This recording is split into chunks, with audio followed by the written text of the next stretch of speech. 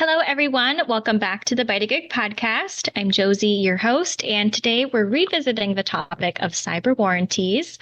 Joining me is BYTAGIG's CEO and founder, John Jackson. Hi, John. Hey, Josie. Excited to dig deeper into the new world of cyber warranties today. It's a very exciting topic to me, and I think is a great value to our customers. Absolutely. And a warm welcome to our special guest, Carlson from Cork. Carlson, great to have you on our podcast. A few weeks ago, we spoke with one of your colleagues, Dan, about why you need a cyber warranty. So I'm excited to explore this topic again because of how crucial it is. How you doing? Good. It's been quite a journey. The last 2 weeks we've been pretty much on the road, and I actually got to see John in person in real live, which is pretty exciting. So leading into this podcast, we got some pretty interesting story to share, and I think part of that is just education to the customer base out there, because I think this is something that we absolutely believe in, and we feel like this is an area that we love to share this story on a regular basis. Absolutely. Yeah, it was great meeting you in person last week at Ride of Boom, and I'm sure that you made a lot of good contacts with other folks as well. But of course, I hope our interaction was your favorite. But anyways, I just you can actually took photo together. It was funny because we're like, a handful of people don't want to take photos. John's like, let's take a photo together. One of my favorite, and he posted it online, so which is great. That's right. Got to have a little bit of fun along the way. Well, Carlson, we're excited to have you on the podcast today. But where I want to kind of start off is like, what led you to Cork, and how I assume you're one of the founders. But also kind of like give us a little bit of your background you were telling us about as well before you were at Cork when you were in the gaming industry. Well, I'd love to. I mean, so maybe I'll start off a little bit of how we end up finding Cork. So probably, I think some of you have probably found our background. Myself, prior to Cork, was a chief digital officer for Datto. So most of you probably know Datto was one of the top players in the market when it comes to backup. I would say even MSP ecosystem. Along with Austin McCord, the founder of Datto, I think post the Datto transition, we kind of think, is there something else that's missing in the MSP sphere system? And we took a look at the space where we found was uniquely, we keep hearing from about a dozen or 24 MSP we spoke to, was really three things that keep you guys up. One was in the area of being able to those long continuous survey form when it comes to cyber insurance. How do we make it easier? It's painful. But second, you really would love to be able to provide holistic package to your end client. Many of your customers would be able to help them to provide a level of protection. Meanwhile, there's a lot of, we also see a white space between cyber insurance and be able to have some sort of warranty coverage, which was very similar to a car roll. So we took a look and we'll kind of go deeper in that a little bit. But that's kind of how we founded it about a year and a half ago. Came to market we felt much longer, 9 months ago, became open market to all the MSP partners out there and really be serving a lot of clients at the end, be able to protect them on a regular basis. Prior to that, I would say I got probably a pretty interesting career. I moved around from gaming industry to toys to entertainment to restaurant. But the part of most memorable that John and I actually was talking about at the Rite of Boom was my gaming experience. A lot of which some of you are probably gamers out there. You might have heard of a company called Activision Blizzard. My job there was really building up the digital foundation when I first started there. I'm probably kind of aging me. This back in the day when people buy video game on the disc. You go buy the disc, you go to GameStop, you go to Toys. That was a floppy disk, right? No, it wasn't that far back, but it was a CD transition to DVD. And part of my job was to kind of figure out how to, get us to the digital space, being able to disrupt what was used to and get gamers to get to the content as quickly as possible. One of the interesting I was sharing with John is the reality is quite interesting working on Call of Duty brands, right? The way they get you to immerse in the brand is not just playing the game, reading the story narrative behind it, but for every single experience you start with when you work on the game, 18 months before we kickstarted, you actually go through kind of a boot camp. They have a military consultant that comes in and really drag you behind, regardless of what you're used to. You could be a brand manager, it could be a programmer, whatever it is. You're in the field for 2 days with this guy, and this guy wake you up at 4 a.m. You do the push-up, you get to fire the guns that you're going to be working on, which is kind of I didn't expect that to be the case, but those are probably some of the most memorable experiences in the gaming space. But more importantly, be able to, break the world and kind of bring in the digital platform that kind of ties in Call of Duty, World of Warcraft, the games that I think most people that know them who are gamers out there listening, Battle.net. Battle.net is really the dark project I worked on for many years, and be able to connect all the connective tissue between the different games together, and bring a lot of experience when I got in the MSP space. Really be able to figure out how do you make the MSP ecosystem experience better and more holistic, so that each MSP can offer more whole package to the end client, and really be able keeping them safe in the cyberspace. That's fascinating. I think it's interesting.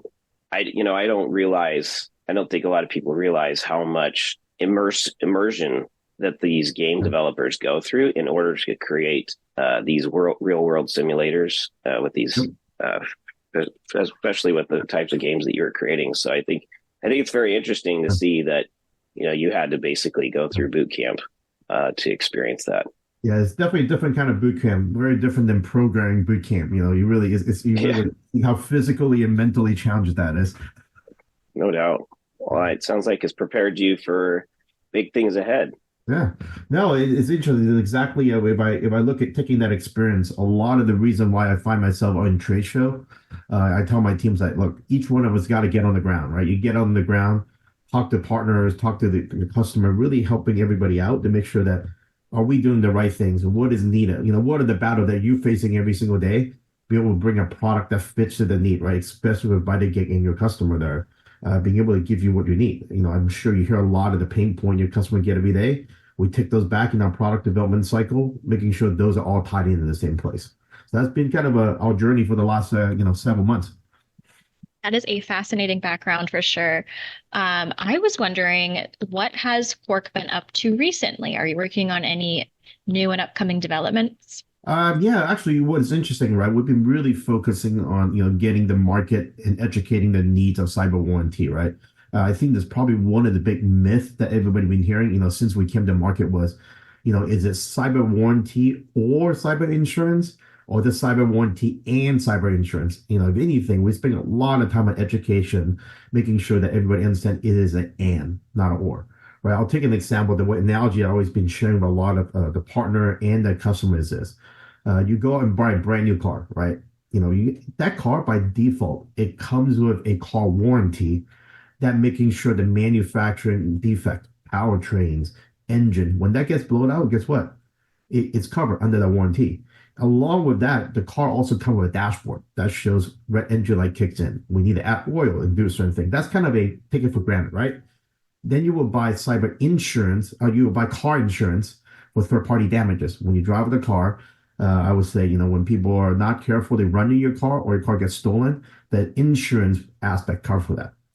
You take it to the cyberspace. Interesting enough, you take a look at it. There's cyber insurance that you buy for third-party damages. You look at brand damages, legal fee, but there hasn't been a cyber warranty where we can provide to the end customer to be able to understand, oh, wait a minute, this warranty cover for the small damages, for the first party damages, from like the basic thing from having to pay for the remediation fee, having the, your favorite smishing where somebody get a text message and they say, oh, what is it pay for? Insurance doesn't cover, or for that matter, cover the deductible for a cyber insurance policy.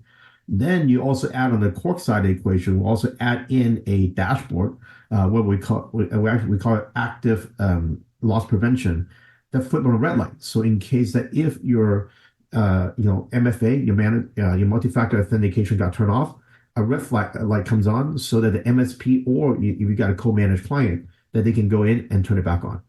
To us, that's where Cork fits in. Cork is really coming into that cyber warranty as the equivalent of car warranty.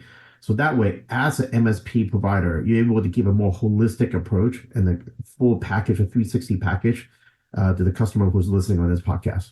Fascinating. Thank you. So what I think is, I really like that explanation. I think it's really helpful to kind of demonstrate, a car warranty versus car insurance. So thanks for helping explain that. I was going to ask, my next question was going to be about telling us about warranties and things like that, which I think you've already covered. But got ahead of it. It sounds like a lot of what your strategy right now is go to market, helping explain this to and educate the world on what a cyber warranty is. Can you tell us a little bit more about your product roadmap? If there's anything cool coming down the road anytime soon, Yeah, definitely. I mean, I think this is an interesting thing, right? We have gotten a lot of feedback from MSP partner like yourself, right? This is including several area, right? One things that we have gotten feedback and really on our roadmap we're working toward is we need more integration. We want to make it simpler, right? Why? Because there are other policy out there, even insurance policy, that's requiring you to change your technology stack to something different. I'll keep using that in our case in Cork we want to make sure we're compatible with what you're already using so that we can actually support you. So imagine that taking the car insurance analogy again, right? Can you imagine you just, bought your favorite Porsche, let's say Porsche 911 that you spent hard-earned money, get ready to go. You take it into your favorite car insurance company. And then they go, hey, Josie, I can't insure you that, but if you move to this beautiful pink Yugo with three wheels, but you can actually move the seat from your Porsche into this pink, Yugo with a crank window. Then I can insure you. If you think about that, a lot of the current policy restrict you to use a specific technology versus versatile on that. So for us, we're spending time with adding one, if not two, new integration every single week. Different RMM, different EDR. You can see a lot of those continuous integration in place. So that's definitely one area that we're looking at. Second, further to that, one of the things that we're starting to take a look at, what we're unique in the market today is we look at what we call inside out perspective, right? We collect all the big, critical telemetry to underwrite the risk of the environment from an inside out perspective, all the security perimeter. We currently, the outside in, a lot of the competitor and other folks in the market are doing outside in scanning, but it's only going to be so sufficient. We started taking a look at some partnership with them. It's like, how can we give you a whole view from inside out and outside in to make sure you have a more consistent basis from all your perimeter from connection standpoint.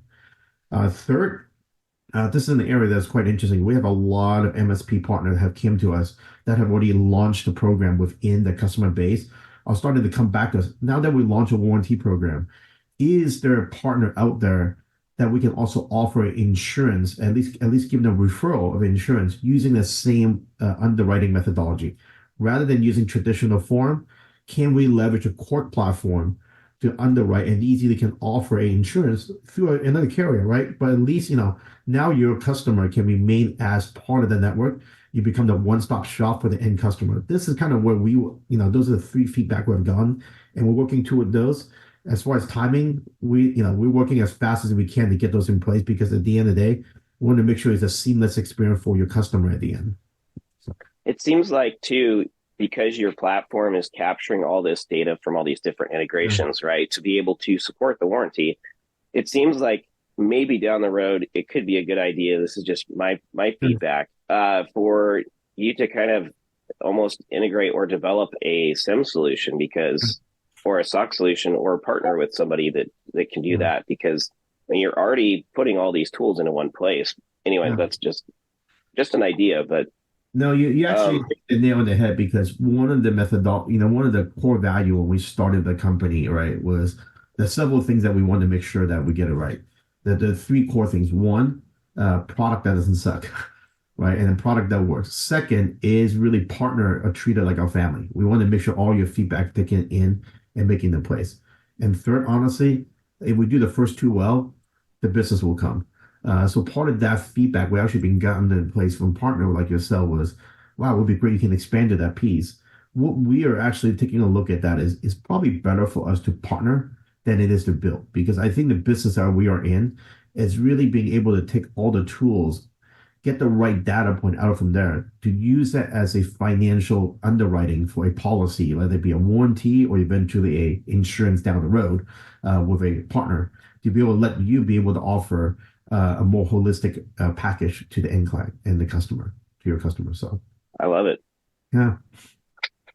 So in terms of coverage, what specific areas of cybersecurity do cyber warranties typically address?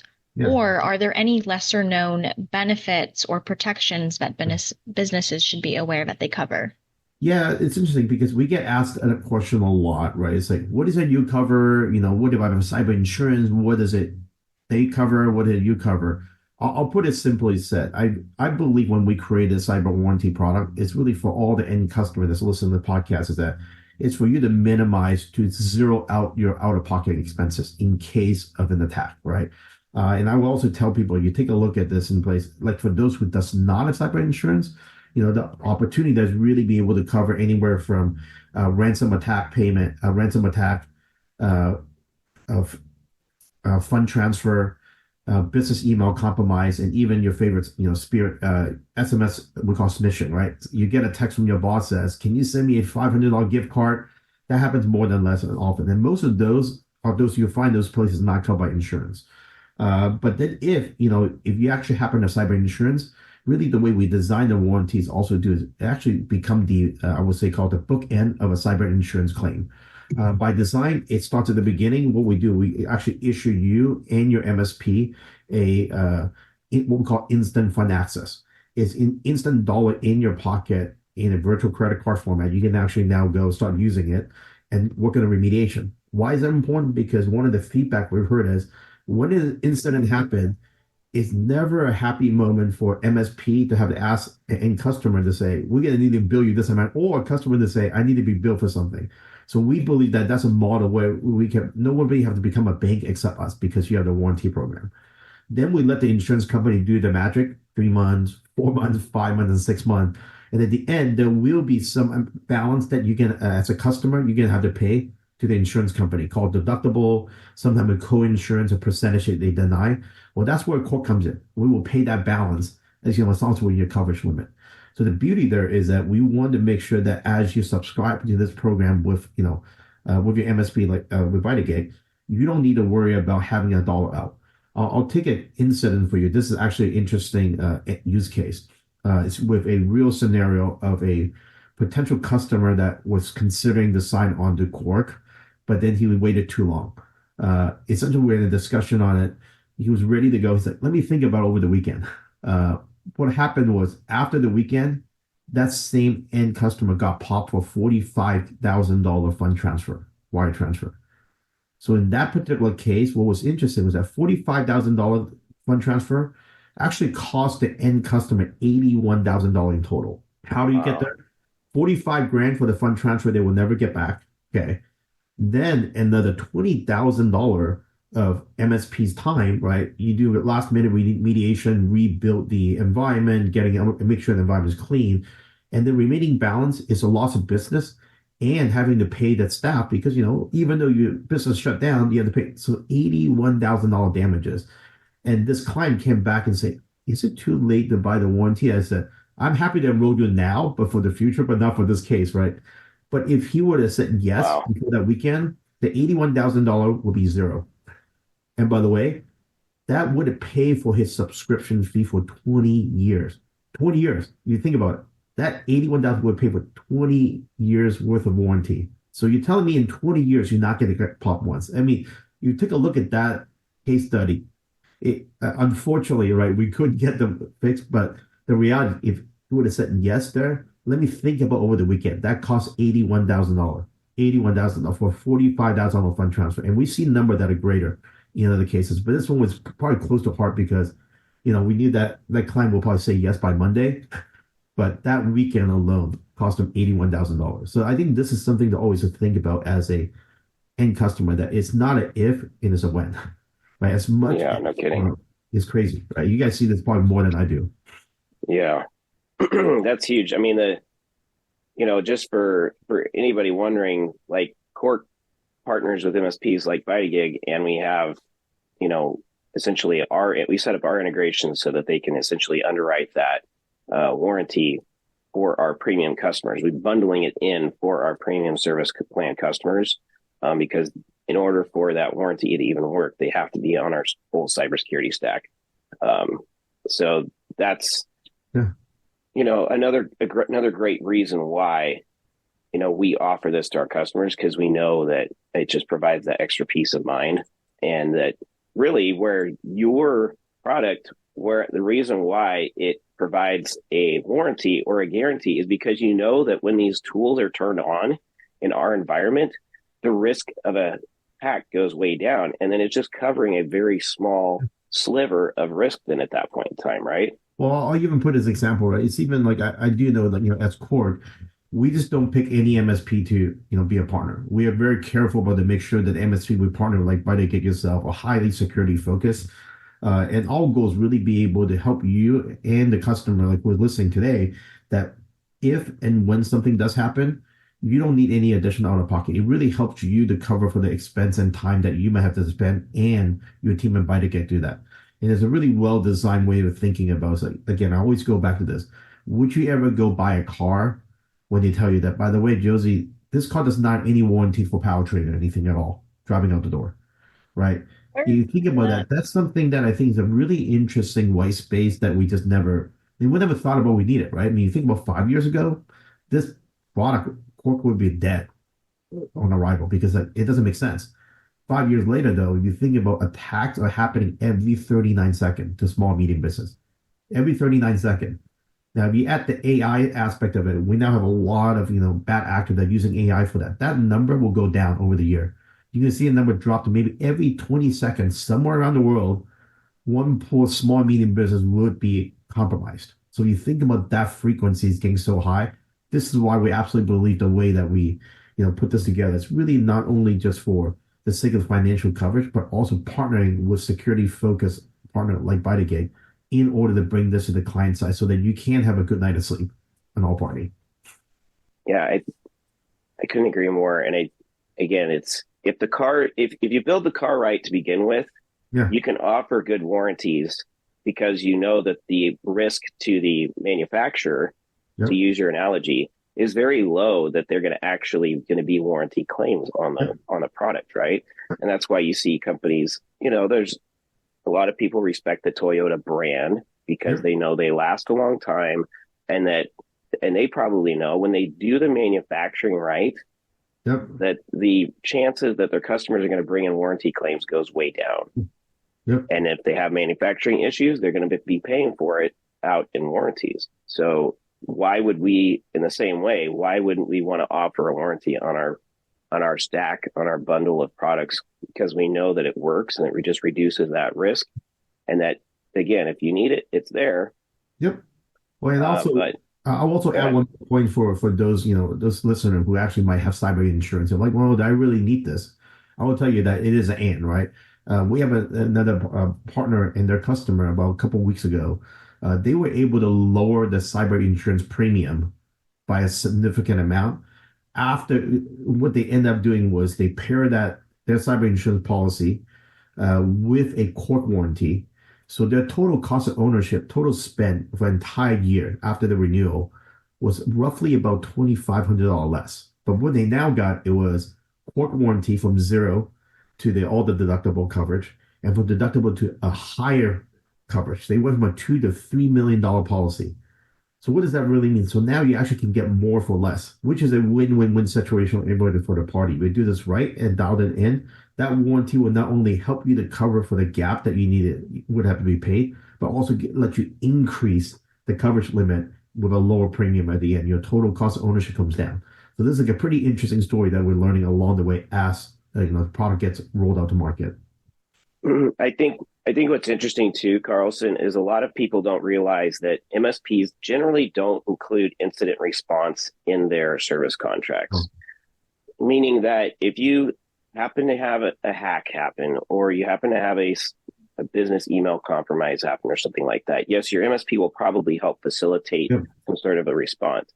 But in a situation, and we know we've seen business email compromise happen sometimes where somebody logs into the account and they're doing weird things, but there's not any like money lost in that breach, right? And so, yeah, a lot of MSPs will jump in, they'll clean it up, they'll get it back, everything back to normal. But in a situation like you described, where there's wire transfer fraud happening because of a business email compromise, or there's other bad things happening that end up costing the business real hardcore dollars in the multiple tens of thousands of dollars, those typical things are what would be either escalated to insurance before, or you're going to have to pay some third-party incident response team to come in and clean it up, especially in a ransomware situation.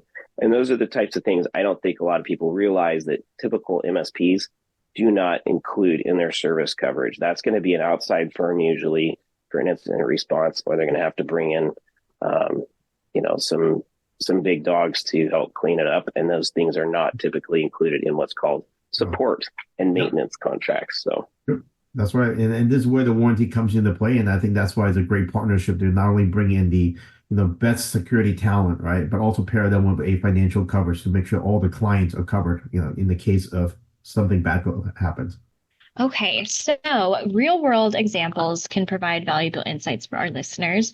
Carlson, when it comes to compliance and requirements for the law, how do cyber warranties help businesses navigate complex legal frameworks or industry standards? Yeah, so for us, pretty straightforward, right? I think, there's been the myth about warranty is a regulated product. It is. It's regulated. We have to file with a national level. We have a full insurance stack behind us that back everybody's warranty. From a compliance perspective, the warranty that you get with BYTAGIG team, it is as legit as you're going to get like any other warranty. Is backed by actual insurance company. Then the other side is also to know that, from a compliance standpoint, a live dashboard really working with the BYTAGIG team, we actually flaps out, what we talk about, where's the check engine light comes in, right? The things that while, the BYTAGIG team's continuously working, we're always on the lookout for them. To another pair of eyes to look for things that matters and how to elevate those matter that could lead to a potential attack. I always put it this way, right? Is sometimes your favorite sweater, if you put a little, hanging tag, next thing you know, that thread can lead into your favorite sweater falling apart. I'll go look for those hanging thread to make sure that it's all being closed out and not knotted up. Awesome. Well, Carlson, been a pleasure having you on the podcast here, and so excited about our partnership and a chance to get acquainted with you. Do you have any final thoughts or recommendations for our listeners regarding cyber warranties and their role in safeguarding businesses? Yeah, no, I think for me, like for those that were listening, right, if you're the customer of BYTAGIG, give the BYTAGIG team a call. I'm happy to jump in for some of these discussions, help clear any myth. For those who might be MSP, feel free to reach out to John and me also, right? We're happy to kind of talk about partnership, how we work together. But for me, it's really exciting to bring a product like this to market and, to make sure that everybody's, especially small, medium business, right? To be able to have that assurance that at the end of the day, if something does happen, they can get right back up and running. Thank you so much, Carlson, for sharing your insights and expertise on this topic. To our listeners, if you are interested in exploring cyber warranties further or implementing one for your business, don't hesitate to reach out to either Cork or BYTAGIG and visit our website at www.bytagig.com for more information. And stay tuned for the next episode of the BYTAGIG podcast as we continue to explore the digital world. Until then, stay secure.